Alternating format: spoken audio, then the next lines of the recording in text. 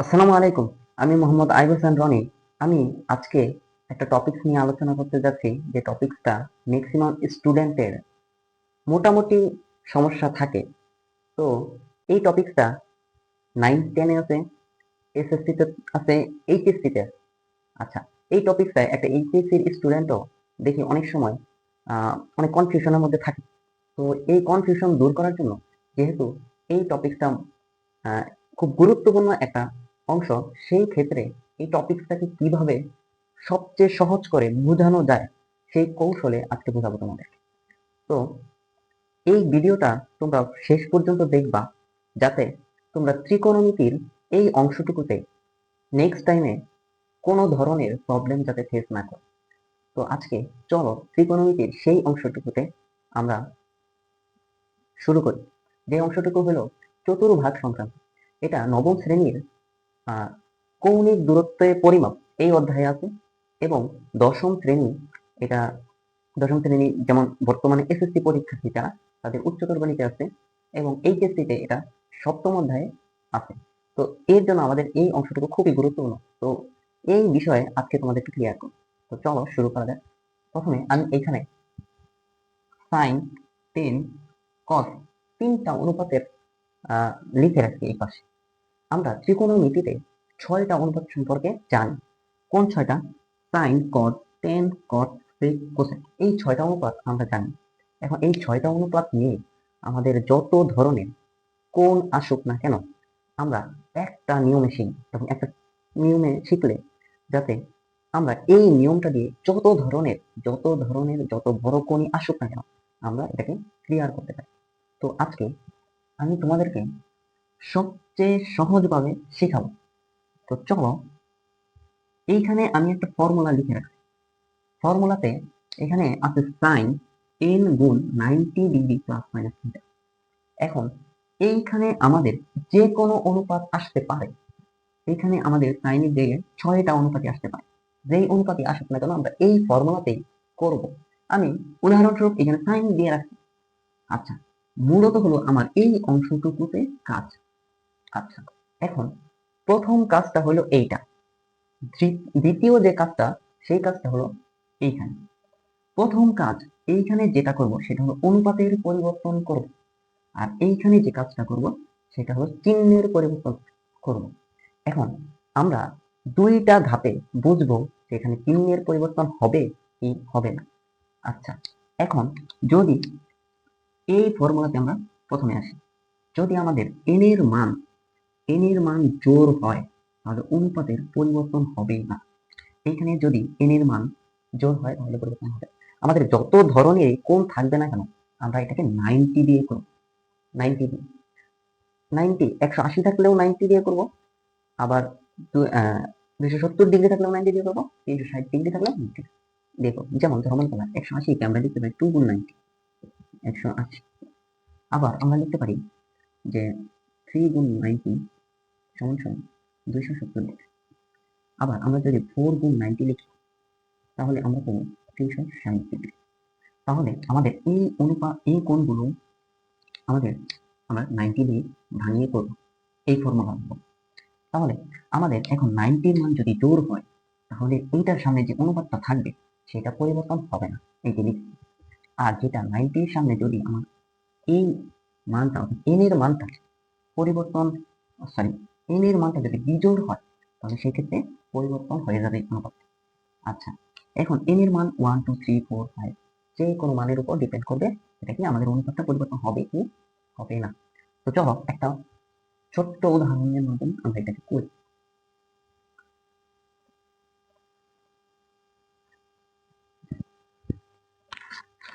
আচ্ছা, এখন দেখো, আমরা যদি এইভাবে লিখি সাইন 90 প্লাস থিটা, তাহলে সেক্ষেত্রে আমাদের এইখানে 90 সামনে কি আছে, একটা 1 তো আছে, যেটা সবসময় থাকে। এখন দেখো এন এর মান, এখন এইটা হবে আমাদের এন এর মান। এখন এন এর মান আমাদের প্রথম ধাপে এই ফর্মুলাতে আমরা অনুপাতের পরিবর্তন করবো, শুধু মাথায় রাখবা অনুপাতের পরিবর্তন করবো। এইখানে আমরা কোনো চিহ্নের পরিবর্তন করব না। এই জায়গাটাতে অনেকেই ঘোলাই ফেলে, আমরা প্রথমে যে কাজটা করবো সেটা হবে অনুপাতের পরিবর্তন। যদি অনুপাতের পরিবর্তন হয় করব, যদি না হয় তাহলে করবো না। এখন এই 90-র আগে যদি আমার বিজোড় সংখ্যা থাকে তাহলে এই সাইন চেঞ্জ হয়ে আমাদের অনুপাত পরিবর্তন হয়ে যাবে। আচ্ছা, এটা আমি লিখছি। যেহেতু এই সংখ্যাটা আমার বিজোড় তাহলে সাইন চেঞ্জ হয়ে যাবে আমাদের cos পরে থিটা হবে থিটা। আচ্ছা, এখানে কি আমার শেষ? এখানে আমার শেষ না। এরপরে আমাদের যেটা করতে হবে সেটা হলো চিহ্নের পরিবর্তন। চিহ্নের পরিবর্তন এখন যাব আমরা এটা। এখন চিহ্নের পরিবর্তন আমরা কিভাবে করব? চিহ্নের পরিবর্তন এই কোয়াড্রেন্টে আমরা দেখব যে এই কোয়াড্রেন্টে আমার এখন ধরুন মনে করলাম এই চতুর্ভাগে আমি লিখে রাখছি প্রথম চতুর্ভাগে যত অনুপাত আছে সবাই পজিটিভ থাকবে, দ্বিতীয় চতুর্ভাগে শুধুমাত্র সাইন কোসেক পজিটিভ, বাকিগুলো নেগেটিভ, তৃতীয় চতুর্ভাগে টেন কোস পজিটিভ, বাকিগুলো নেগেটিভ, চতুর্থ চতুর্ভাগে কোসেক পজিটিভ, বাকিগুলো নেগেটিভ। তাহলে আমার এইখানে যে মানটা থাকবে এর মান ততবার চতুর্ভাগে ঘুরবে। অর্থাৎ আমাদের চতুর্ভাগে সবসময় মনে রাখবা ঘড়ির কাঁটার বিপরীতে এটা। তাহলে ঘড়ির কাঁটার বিপরীতে কিভাবে ঘুরবে? দেখো এইখানে 1 আছে, তার মানে কি একবার ঘুরবে। তাহলে আমরা এই 90-কে একবার ঘুরাইলে, মানে এই 90-কে একবার ঘুরাইলে আমরা এই বিন্দুতে আসি। এখন এইখানে যদি প্লাস থাকে তাহলে এইটা সামনে আগাবে, অর্থাৎ দ্বিতীয় চতুর্ভাগে পড়তেছে। আর যদি এখানে মাইনাস থাকতো, এখানে যদি প্লাসের পরিবর্তে মাইনাস থাকতো তাহলে সেক্ষেত্রে আমার এটা পিছায়া এই চতুর্ভাগে পড়তো। যেহেতু আমার প্লাস আছে সুতরাং এটা আগাবে, এর জন্য এটা দ্বিতীয় চতুর্ভাগে। দ্বিতীয় চতুর্ভাগে এখন দেখতে হবে আমার এই অনুপাতটা কি পজিটিভ না নেগেটিভ। এই অনুপাতটা দ্বিতীয় চতুর্ভাগে পজিটিভ। এইটা যদি দ্বিতীয় চতুর্ভাগে পজিটিভ হয়ে থাকে তাহলে সামনে একটা চিহ্ন প্লাস আসবে। আর যেহেতু আমরা সামনে প্লাস চিহ্নটা দেই না তাহলে কস্তিটাই হবে এটা অ্যান্সার। এখন আমাদের আরেকটু বড় ধরনের কোনো উদাহরণ দেখি। যেমন আমরা একটা উদাহরণের মাধ্যমে দেখি, যেমন সাইন 675 ডিগ্রি, এইটাকে কিভাবে ভাঙানো যায়।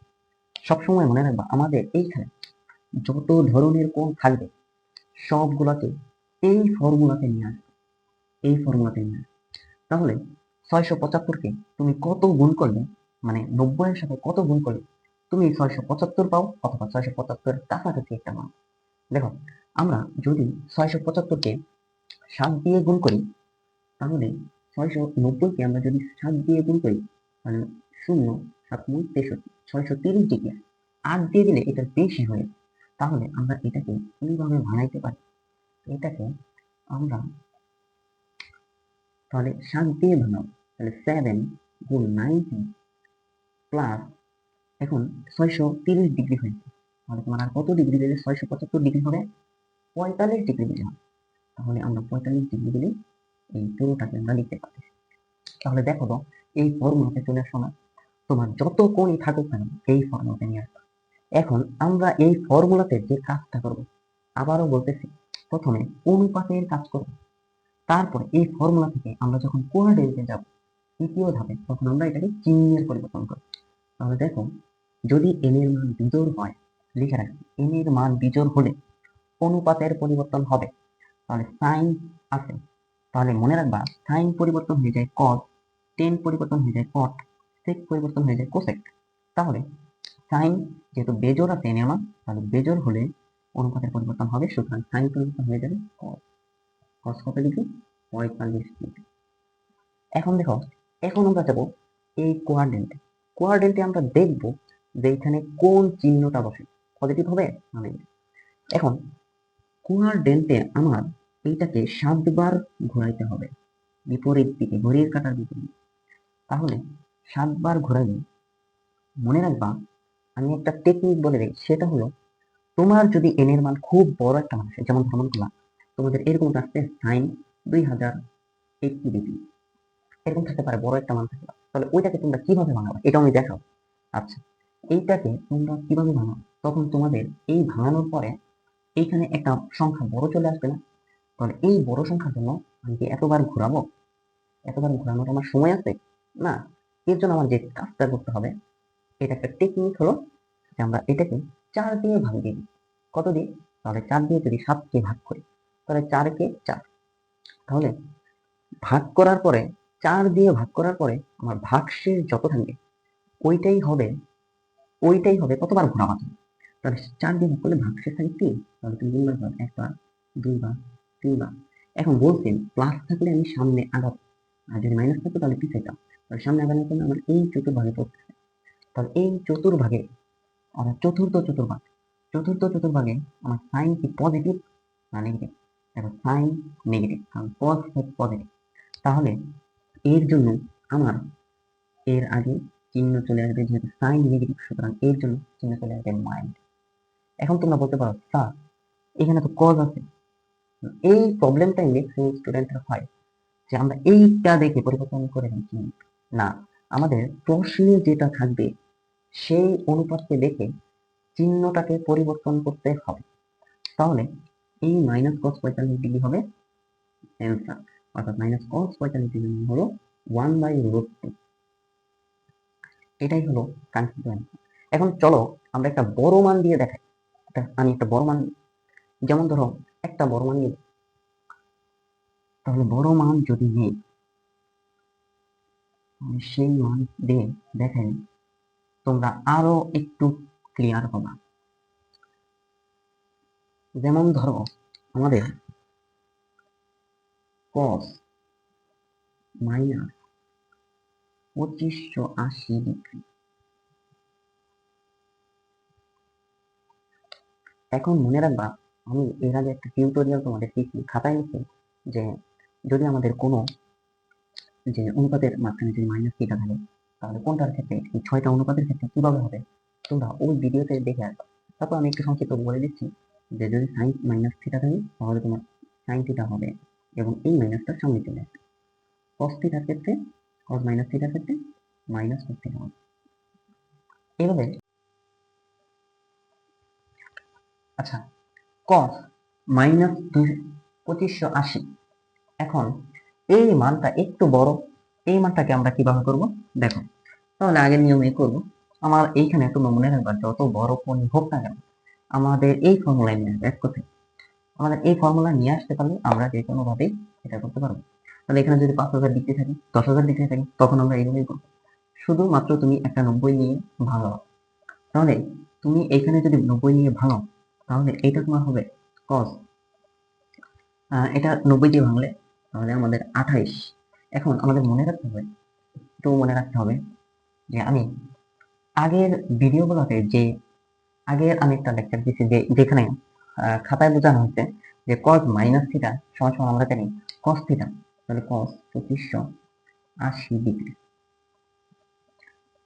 এটা তোমরা আমার আগের ভিডিওটা একটু দেখে আসবা, তাহলে তোমরা জানবা যে সাইন মাইনাস থিটা সমান sine theta minus sine theta, এভাবে cos মাইনাস থিটা সমান cos থিটা, মানে এগুলো সব ডিটেলসে তো বলা হয়েছে। আচ্ছা, এখন cos 2580 ডিগ্রি এইটাকে আমরা যদি ভাঙি, তাহলে যে মানটা পাবো,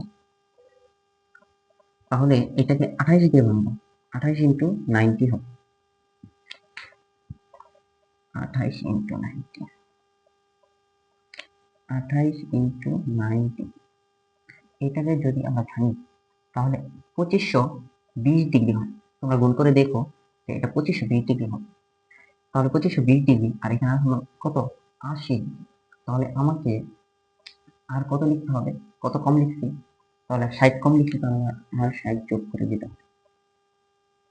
তাহলে আমরা এই ফর্মুলাতে চলে আসছি। এখন তুমি নর্মালি আমাদের এল এর মান জোর না বিজোড়, তাহলে জোর হলে অনুপাতের কোনো পরিবর্তন হবে না। তাহলে যেহেতু অনুপাতের পরিবর্তন হবে না, তাহলে cos cosই থেকে যাবে এবং থিটা কি 60 ডিগ্রি, তাহলে 60। এখন দেখতে হবে যে এইটা আমার কোন চতুর্ভাগে আছে। তাহলে আমরা চলে যাই চতুর্ভাগে। এখন তাহলে দেখবো আমরা এই 90কে আমরা ঘড়ির কাঁটার বিপরীতে 28 বার ঘোরাবো। ঘড়ির কাঁটার বিপরীতে এইভাবে 28 বার ঘোরাবো। তাহলে ঘড়ির কাঁটার বিপরীতে যদি আমি 28 বার ঘোরাই, তাহলে আমি বলছি এই সংখ্যাটাকে যদি আমার একটু বড় সংখ্যা থাকে, তাহলে আমরা এতবার ঘোরাইতে পারবো না। বা এতবার একুরেসি মনে রাখতেও পারবো না। এর জন্য তোমরা সবাই 4 দিয়ে ভাগ করবা। তাহলে 28কে এটার ট্রিক্সটা হলো কি 4 দিয়ে ভাগ করবা, ভাগ করার পর ভাগশেষ যেটা আসবে ততবার তোমরা ঘোরাবা। তাহলে 28কে 4 দিয়ে ভাগ করলে আমরা 4 7 28 পাই। তাহলে আমার ভাগশেষে 0, তার মানে আমার একবার ঘুরে এখানেই থেকে যায়।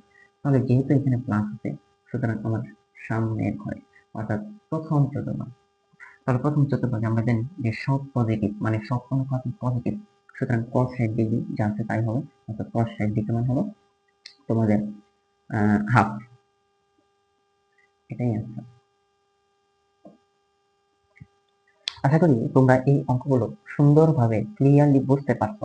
তোমরা যদি তারপরেও না বুঝে থাকো আমাকে কমেন্ট করে জানাবা, এবং তোমাদের নেক্সট কোন টপিকসটা তোমরা বুঝো না সেই টপিকসটা আমাকে জানাও। আমি সুন্দর করে যতটুকু নিজে পারি, যতটুকু তোমাদেরকে বোঝানোর আমার সক্ষমতা আছে, ততটুকু আমি সুন্দর করে বোঝানোর চেষ্টা করব। আচ্ছা, এখন এর পরবর্তীতে আমাদের আর একটু পড়তে হবে, তবে আমরা ক্লাসটা শেষ করতে পারবো।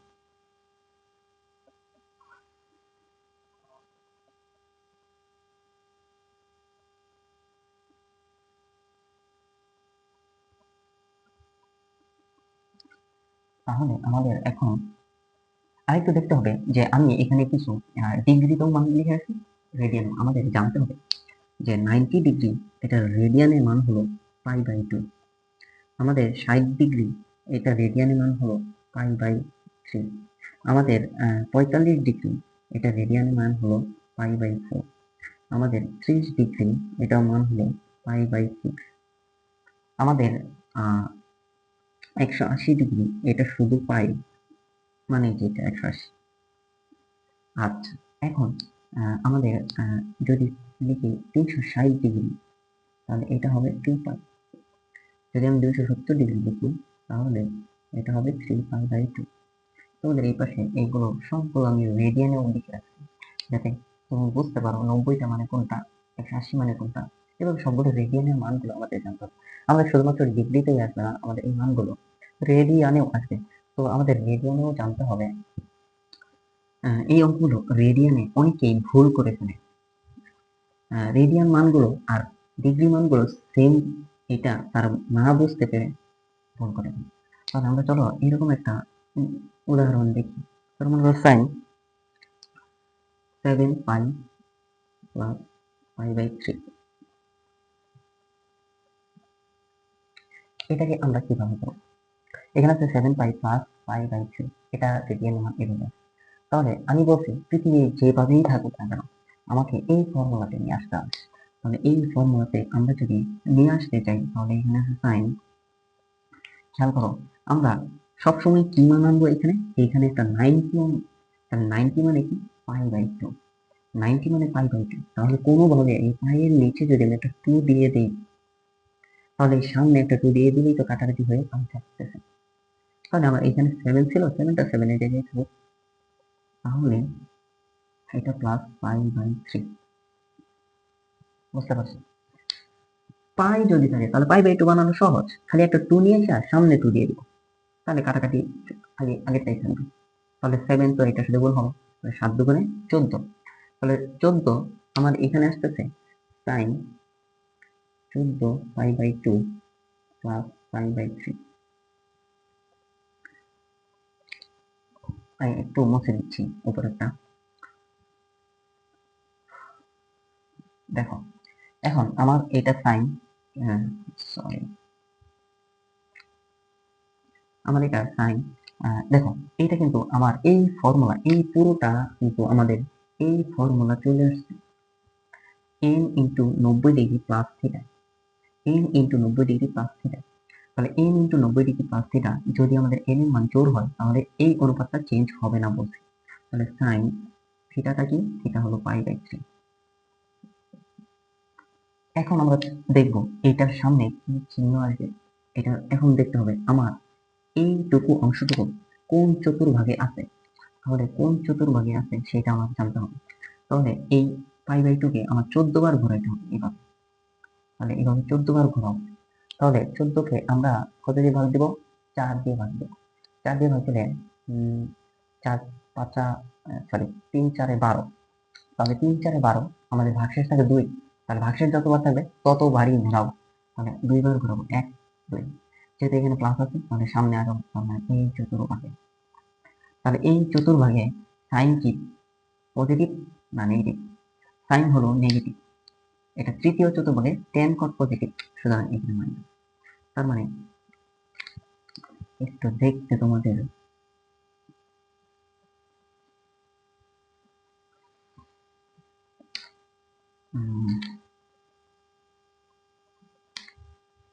তাহলে মাইনাস সাইন π/3 মানে সাইন 60 ডিগ্রি, সাইন 60 ডিগ্রি মানে হলো √3/2, এটাই তোমাদের কাঙ্ক্ষিত অ্যান্সার।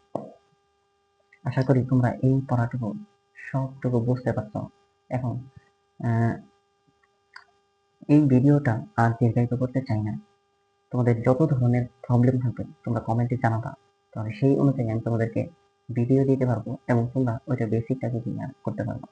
তোমাদের যত ধরনের বেসিক লাগবে ইনশাল্লাহ আমি দেওয়ার চেষ্টা করবো। তোমরা যদি চাও যে হ্যাঁ না আমার বেসিক প্রয়োজন, তাহলে সেক্ষেত্রে এই ভিডিও এইভাবে আমি রেগুলার ভিডিও দেওয়ার চেষ্টা করি। তো আজকে এই পর্যন্তই। তোমরা ভালো করে পড়াশোনা করবে এবং বেসিকটাকে ক্লিয়ার করবে। পড়াশোনাটা বেসিক যদি ক্লিয়ার থাকে তাহলে সেই পড়াটা পড়তে তোমার কাছে মজা লাগবে এবং সেই পড়াটা তুমি সুন্দরভাবে নিতে পারবা, প্যারা লাগবে না। তো তোমাদেরকে আর কথা না বাড়িয়ে এই পর্যন্ত আজকে এই ভিডিও শেষ করতে যাচ্ছি। সবাই ভালো থেকো, সুস্থ থেকো, আল্লাহ হাফেজ।